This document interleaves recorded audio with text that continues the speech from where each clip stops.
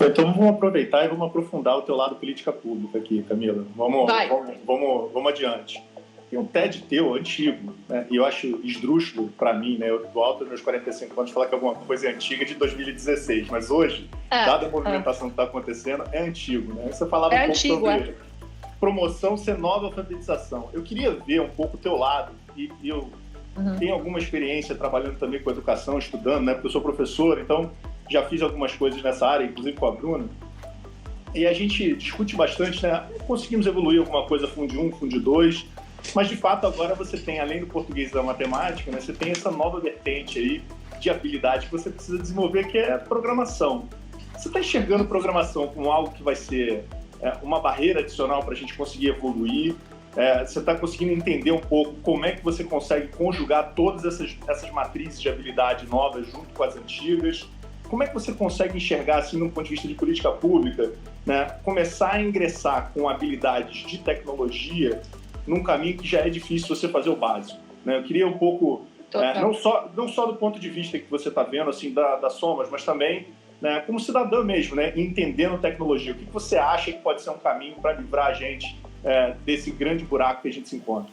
Eu não vejo programação como uma área separada, como um conhecimento separado, sabe? Eu acho que é mais sobre o pensamento computacional. E é algo que eu até estava ouvindo o Nicoleles falar recentemente, né, num podcast, e ele fala muito sobre o pensamento científico. E eu acho que é tudo a mesma coisa, sabe? É essa capacidade de olhar para um problema e saber o que fazer com ele. Eu, particularmente, acho que para além do pensamento científico, o pensamento computacional para além da gente conseguir olhar um problema e atacar ele, usar as ferramentas digitais que hoje existem, né? E uma comparação, talvez, e apesar de... E eu concordo com você, Carlos, a gente ainda tem dificuldade de fazer o básico. A gente ainda tem dificuldade de alfabetizar a criançada e tal. Mas eu acho que o que falta aqui, né, para a gente conseguir, de fato, né, parir essa alfabetização digital, é uma decisão política. Vamos nos dedicar, vamos criar secretarias, cartilhas, né, para isso. Porque a gente decidiu isso lá atrás, quando a gente, né, falou que todo mundo ia aprender a ler e escrever, não para ser jornalista, mas para conseguir viver. Hoje eu não tiro o fato de que uma pessoa analfabeta tem dificuldade de viver. Por quê? A gente criou toda a sociedade em torno de letras e números. Diferente do Homem das Cavernas lá, que era hieróglifo, né? E a gente ensinava aquilo. O que eu vejo a gente já está organizando a humanidade digitalmente. A gente já decidiu que essa é a nova linguagem. Só que precisa vir alguém, precisa vir um esforço político, precisa levantar a bandeira para... O mundo já está organizado de maneira digital. Só que as pessoas não estão entendendo, elas estão analfabetas. Elas olham para tudo isso e elas não conseguem racionalizar em cima disso. Então, precisa ter uma decisão, como teve lá atrás, de fazer área de pesquisa, livro, cartilha, né? Eu lembro da minha mãe falando, e eu acho que esse talvez seja o caminho, tá, Carlos? A gente está tentando fazer isso a duras penas, mas lá atrás a minha mãe falava das cartilhas de alfabetização, né? E eram cartilhas famosas, largamente distribuídas. Então, o A era de amor, aí tinha o coraçãozinho. Tinham materiais quase que nacionais, né, mundiais, para ensinar a galerinha a ler e escrever, porque a gente decidiu que isso era necessário para a humanidade avançar. O que falta para mim é isso, é a gente criar esses instrumentos, não necessariamente uma disciplina, não necessariamente separar isso das matérias que já existem, mas a gente ter materiais, cartilhas, artefatos educacionais que viabilizem a compreensão e o ganho desse pensamento computacional, entende? Pode ser na aula de matemática, pode ser na aula de português, pode ser na aula de história, pode ser na aula de geografia.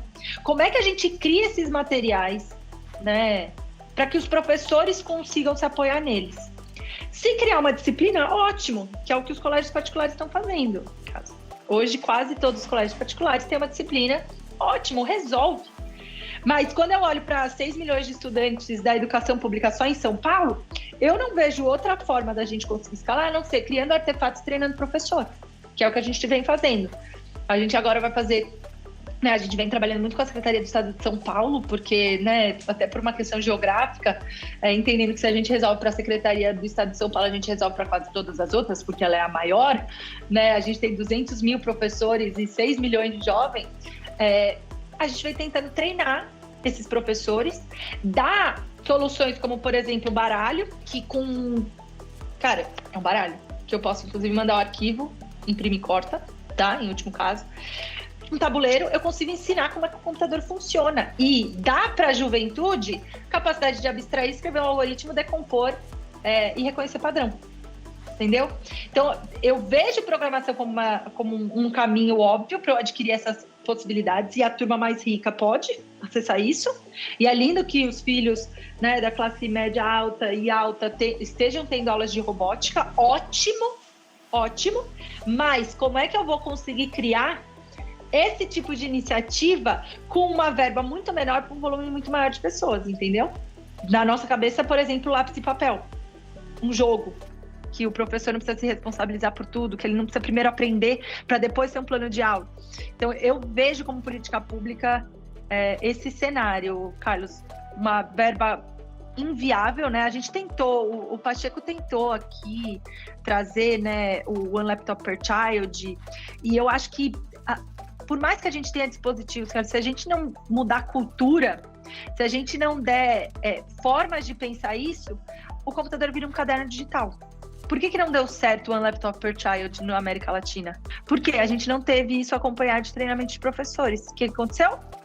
Virou um caderno digital que acabava a bateria. Virou um caderno digital que as crianças apanhavam porque queriam roubar, porque a bateria tinha valor. Então, a gente não preparou o terreno para a política pública, tá?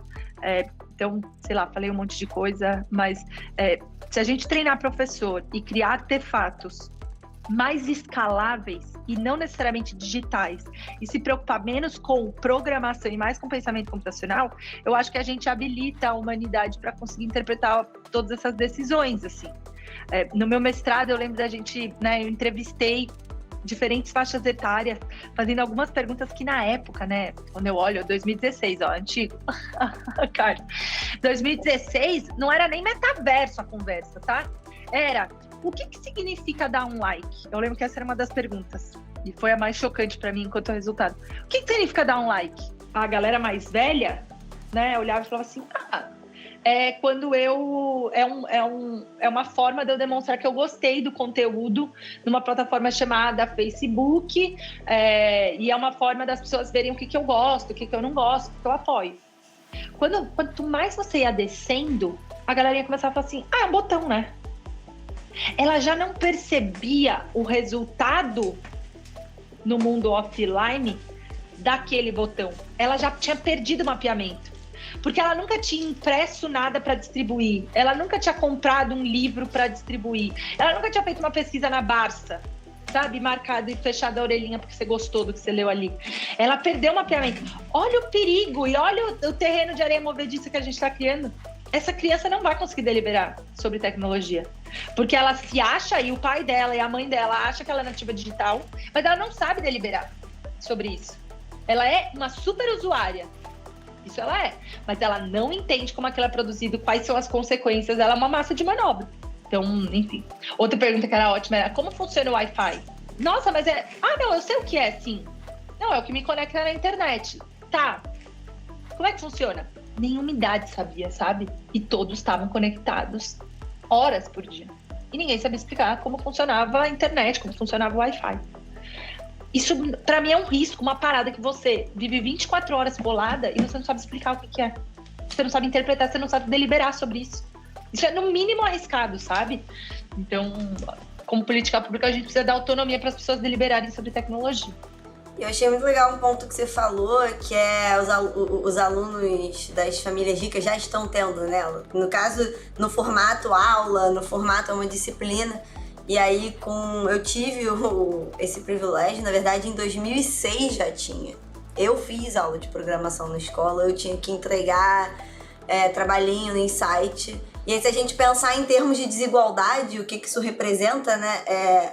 A gente está falando de um problema realmente bastante relevante. Desigualdade essa que em tecnologia aparece nessa frente e apareceu muito na pandemia quando a gente falou de trabalho digital, quando a gente falou de trabalhar de casa, quando a gente falou de migrar do mundo físico presencial, de termos sido forçados a.